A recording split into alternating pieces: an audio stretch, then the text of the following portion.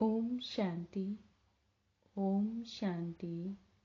ओम शांति। आज है 13 नवंबर 2020। शिव बाबा की साकार मुरली। सभी आत्माओं से निवेदन है, अपने आत्मिक स्वरूप में स्थित होकर मुरली सुनी।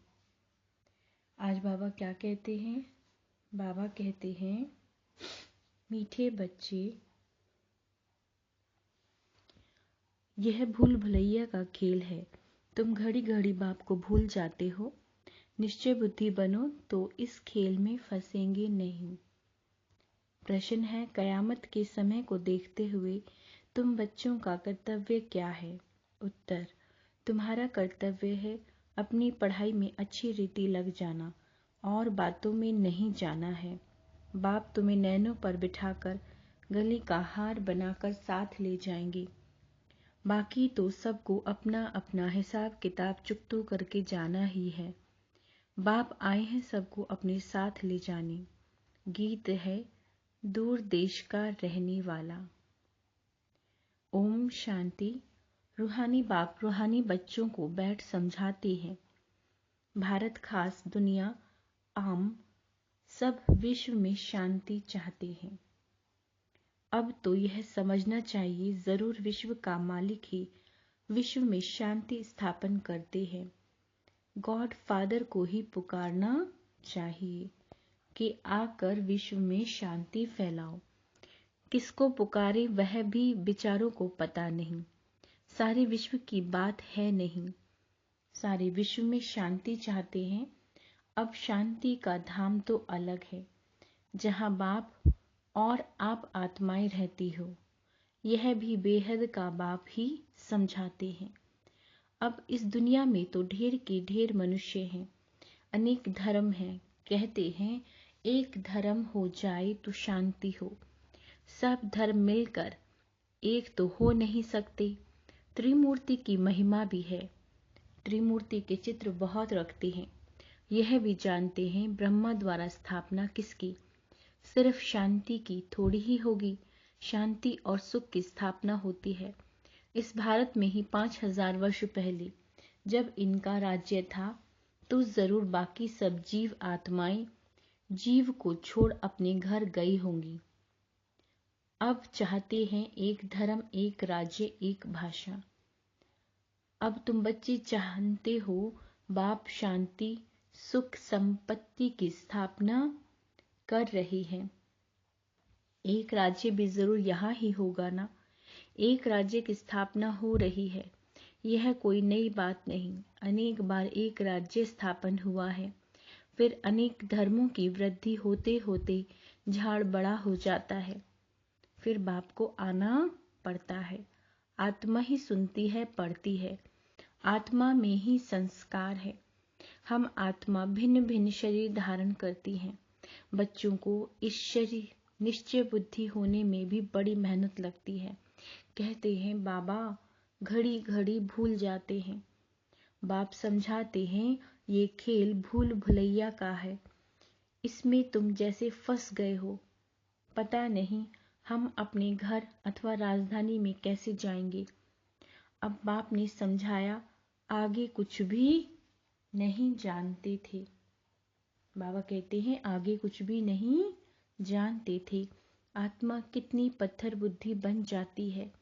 पत्थर बुद्धि और पारस बुद्धि का भारत में ही गायन है। पत्थर बुद्धि राजाएं और पारस बुद्धि राजाएं यहाँ ही हैं। पारसनाथ का मंदिर भी है। अभी तुम जानते हो हम आत्माएं कहाँ से आई हैं पाठ बजाने।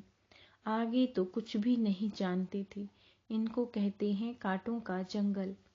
बाबा कहते हैं यह सारी दुनिया कांटों का जंगल है। फूलों के बगीचे को आग लगी, ऐसा कभी सुना नहीं होगा। हमेशा जंगल को आग लगती है। बाबा कहते हैं यह भी जंगल है, इसको आग लगनी है जरूर। भंभोर को आग लगनी है। इस सारी दुनिया को ही भंभोर कहा जाता है। बाबा कहते हैं अभी तुम बच्चों ने बाप को जान लिया है। सम्मुख बैठे हो। जो गाते थे तुम ही से बैठूं, वह सब कुछ हो रहा है। भगवानुवाच्य तो जरूर पढ़ेंगे ना। भगवान उवाच बच्चों प्रति ही होगा ना। तुम जानते हो भगवान पढ़ाते हैं। भगवान कौन है? निराकार शिव को ही कहेंगे। भगवान शिव की पूजा भी यहाँ होती है।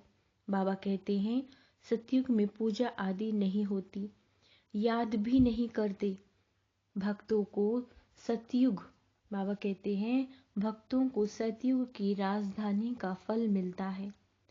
तुम समझते हो हमने सबसे जायज़ी भक्ति की है, इसलिए हम ही पहले पहले बाप के पास आए हैं, फिर हम ही राजधानी में आएंगे। तो बच्चों को पूरा पुरुषार्थ करना चाहिए नई दुनिया में उच्च पद पाने।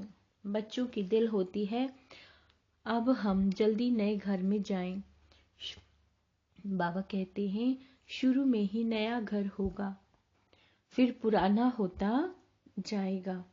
बाबा कहते हैं घर में बच्चों की वृद्धि होती जाएगी।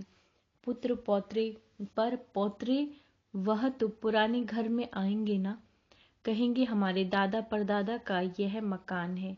पीछे आने वाले भी बहुत होते हैं ना। जितना जोर से पुरुषार्थ करेंगे तो पहले नए घर में आएंगे। पुरुषार्थ की युक्ति बाप बहुत सहज समझाते हैं। भक्ति में भी पुरुषार्थ करते हैं ना। बहुत भक्ति करने वालों का नाम बाला होता है। कई भक्तों की स्टैंप भी निकालते हैं। बाबा कहते हैं ज्ञान की माला का तो कोई को पता नहीं है। पहले है ज्ञान, पीछे है भक्ति। यह तुम बच्चों की बुद्धि में है। आधा समय है ज्ञान, सतयुग त्रेता। अभी तुम बच्चे नॉलेजफुल बनते जाते हो। टीचर सदैव फुल नॉलेज वाले होते हैं। स्टूडेंट में नंबर वार मार्क्स उठाते हैं। यह है बेहद का टीचर। तुम हो बेहद के स्टूडेंट। बेहद स्टूडेंट तो नंबर वार ही पास होंगे, जैसे कल्प पहले हुए हैं। बाप समझाते हैं तुमने ही 84 जन्म लिए हैं। 84 जन्मों में 84 टीचर होते हैं। पुनर्जन्म तो जरूर लेना ही है। पहले जरूर सतो प्रधान दुनिया होती है, फिर पुरानी तमो प्रधान दुनिया होती है। मनुष्य भी तमो प्रधान होंगे ना। झाड़ भी पहले नया सतो प्रधान होता है। नए पत्ते बहुत अच्छे अच्छे होते हैं। यह तो बेहद का झाड़ है। ढेर धर्म है। तुम्हारी बुद्धि अब बेहद तरफ जाएगी। कितना बड़ा झाड़ है। पहले पहले आदि सनातन देवी देवता धर्म ही होगा। बाबा कहते हैं फिर वैरायटी धर्म आएंगे। तुमने ही 84 वैरायटी जन्म लिए हैं। बाबा कहते हैं वह भी अविनाशी है। तुम जानते हो कल्प कल्प 84 का चक्र हम फिरते रहते हैं। 84 के चक्र में हम ही आते हैं। 84 लाख जन्म कोई मनुष्य की आत्मा नहीं लेती। वह तो वैरायटी जानवर आदि ढेर है, उनकी कोई गिनती भी नहीं कर सकते। मनुष्यों की आत्मा ने 84 जन्म लिए हैं। तो यह पाठ बजाते बजाते एकदम टायर्ड हो गए हैं, दुखी बन गए हैं। बाबा कहते हैं सीढ़ी उतरते सतो प्रधान से तमो प्रधान बन गए हैं। बाप फिर तमो प्रधान से सतो प्रधान बनाते हैं। बाप कहते हैं मैं तमो प्रधान शरीर तमो प्रधान दुनिया में आया हूँ। अब सारी दुनिया तमो प्रधान है। मनुष्य तो ऐसे कह देते हैं सारे विश्व में शांति कैसे हो। समझते नहीं कि विश्व में शांति कब थी। बाप कहते हैं तुम्हारे घर में तो चित्र रखे हैं ना। इनका राज्य था तो सारे विश्व में शांति थी। उनको स्वर्ग कहा जाता है। नई दुनिया को ही हेवन गार्डन एज कहा जाता है। अभी ये पुरानी दुनिया बदलनी है। वह राजधानी स्थापन हो रही है। बाबा कहते हैं विश्व में राज्य तो इनका ही था। लक्ष्मी नारायण के मंदिर में बहुत मनुष्य जाते हैं। यह थोड़े ही इन किसी की बुद्धि में है कि भारत के मालिक थे। इनके राज्य में जरूर सुख शांति थी। 5000 वर्ष की बात है जब इनका राज्य था। आधा कल्प बाद पुरानी दुनिया कहा जाता है। इसलिए धंधे वाले स्वास्तिक रखते हैं चौपड़े में। बाबा कहते हैं इनका भी अर्थ है ना। वह तो गणेश कह देते हैं। गणेश को फिर विघ्न विनाशक देवता समझते हैं। स्वास्तिका में पूरे 4 भाग होते हैं, वह सब है भक्ति मार्ग। अभी दीपावली मनाते हैं, वास्तव में सच्ची सच्ची दीपावली याद की यात्रा ही है, जिससे आत्मा ही ज्योति 21 जन्मों के लिए जाग जाती है। बहुत कमाई होती है। तुम बच्चों को बहुत खुशी होनी चाहिए। अभी तुम्हारा नया खाता शुरू होता है। नई दुनिया के लिए 21 जन्मों के लिए खाता अभी जमा करना है। अब बाप बच्चों को समझाते हैं, अपने को आत्मा समझ सुन रहे हो? आत्मा समझ सुनेगी तो खुशी भी रहेगी। बाप तुमको पढ़ाते हैं, भगवानुवाच्य भी है ना। बाबा कहते हैं भगवान तो एक ही होता है, जरूर वह आकर शरीर लेता होगा, तब भगवानुवाच्य कहा जाता है। यह भी किसी को पता नहीं है। तब नीति नीति करते आए हैं, कहते भी हैं वह परम पिता परमात्मा है, फिर कह देते हैं हम नहीं जानते। कहते भी हैं शिव बाबा ब्रह्मा को भी बाबा कहते हैं, विष्णु को कभी बाबा नहीं कहेंगे। प्रजापिता तो बाबा ठहरा ना। तुम हो भी के प्रजापिता नाम ना होने से समझते नहीं।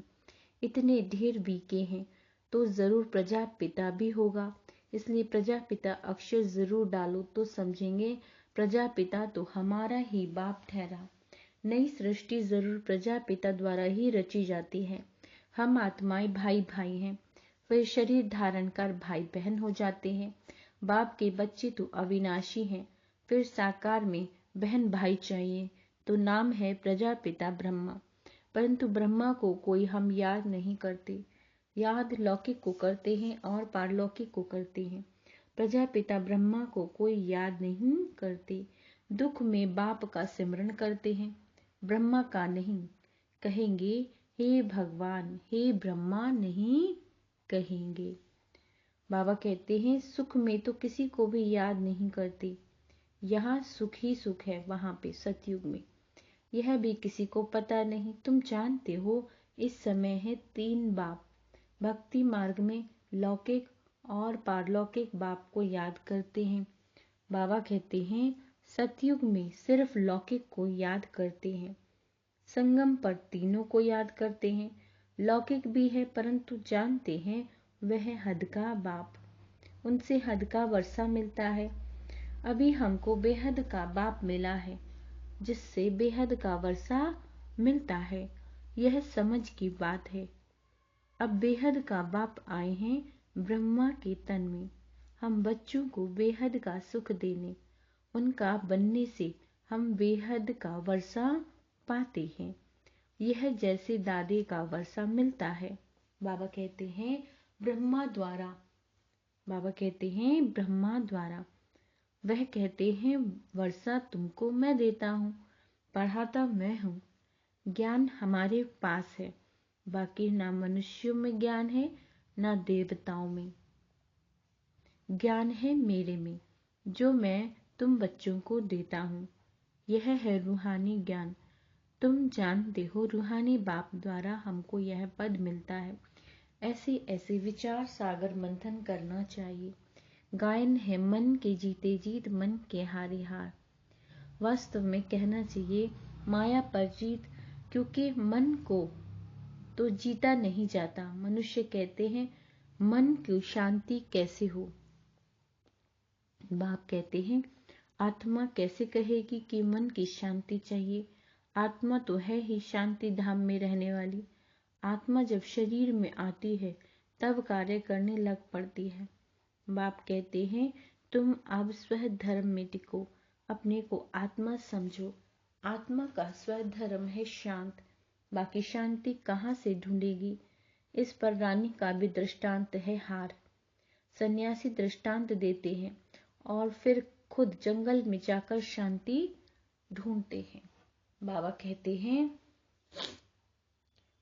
कहते हैं कि तुम आत्मा का धर्म ही शांति है। शांति धाम तुम्हारा घर है, जहां से पाठ बजाने तुम आते हो।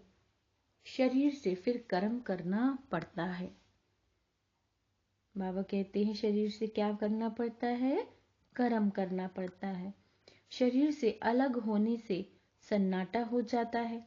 आत्मा ने जाकर दूसरा शरीर लिया, फिर चिंता क्यों करनी चाहिए? वापस थोड़े ही आएगी। परंतु मोह सताता है, वहां तुमको मोह नहीं सताएगा। वहां 5 विकार होते ही नहीं, रावण राज्य ही नहीं, वह है राम राज्य। हमेशा बाबा कहते हैं हमेशा रावण राज्य को तो फिर मनुष्य थक जाए। हमेशा रावण राज्य होगा तो कभी सुख देख ना सके। अभी तुम आस्तिक बने हो और त्रिकालदर्शी भी बने हो। मनुष्य बाप को नहीं जानती, इसलिए नास्तिक कहा जाता है। बाबा कहते हैं अभी तुम बच्चे जानते हो यह शास्त्र आदि जो पास्ट हो चुके हैं, शास्त्र आदि जो पास्ट हो चुके हैं, यह सब है भक्ति मार्ग। अभी तुम हो ज्ञान मार्ग में। बाप तुम बच्चों को कितना प्यार से नैनों पर बिठा कर ले जाते हैं। गले का हार बनाए सबको ले जाता हूँ। पुकारते भी सब हैं। जो काम चिता पर बैठ काले हो गए हैं, उनको ज्ञान चिता पर बिठाए हिसाब किताब चुकतू कराए वापस ले जाते हैं। अब तुम्हारा काम है पढ़ने से और बातों में क्यों जाना चाहिए। बाबा कहते हैं कैसे मरेंगे, क्या होगा, इन बातों में हम क्यों जाए। यह तो कयामत का समय है। सब हिसाब किताब चुकतू कर वापस चले जाएंगे। यह बेहद का ड्रामा का राज तुम बच्चों की बुद्धि में है और कोई नहीं जानते। बच्चे जानते हैं हम बाबा के पास कल्प कल्प आते हैं बेहद का वर्षा लेने। हम जीव की आत्माएं हैं। आत्मा में भी बाबा कहते हैं बाबा ने भी देह में आकर प्रवेश किया। बाप कहते हैं मैं साधारण तन में आता हूँ। इनको भी बैठ समझाता हूँ कि तुम अपने जन्मों को नहीं जानते हो और कोई ऐसे कह न सके कि बच्चों देही अभिमानी बनो, बाप को याद करो। अच्छा मीठे मीठे सिक्के लदे बच्चों प्रति माता पिता बाप दादा का याद प्यार और गुड मॉर्निंग। रूहानी बाप की रूहानी बच्चों को नमस्ते। हम रूहानी बच्चों की रूहानी माता पिता बाप दादा को याद प्यार गुड मॉर्निंग और नमस्ते मीठे बाबा। बाबा आज धारणा करने के लिए क्या कहते हैं? पहला पॉइंट, याद की यात्रा में रहकर सच्ची सच्ची दीपावली रोज मनानी है। बाबा कहते हैं सच्ची दीपावली रोज मनानी है। अपना नया खाता 21 जन्मों के लिए जमा करना है। दूसरा, ड्रामा की रास को बुद्धि में रख पढ़ाई के सिवाय और किसी भी बात में नहीं जाना। सब हिसाब किताब चुकतू करने हैं। वरदान, लगन की अग्नि द्वारा एक दीप से अनेक दीप जलाने वाले सच्चे सेवाधारी भाव। जैसे दीपावली में एक दीप से अनेक दीपक जलाते हैं, दीप माला बनाते हैं, दीपक में अग्नि होती है, ऐसे आप दीपकों में लगन की अग्नि है। अगर एक दीपक के साथ लग गई तो सच्ची दीपमाला है। क्या है यही? सच्ची दीपमाला। तो देखना है, बाबा कहते हैं तो देखना है कि हम दीपक लगन लगाकर अग्नि रूप बनने वाले अपनी रोशनी से,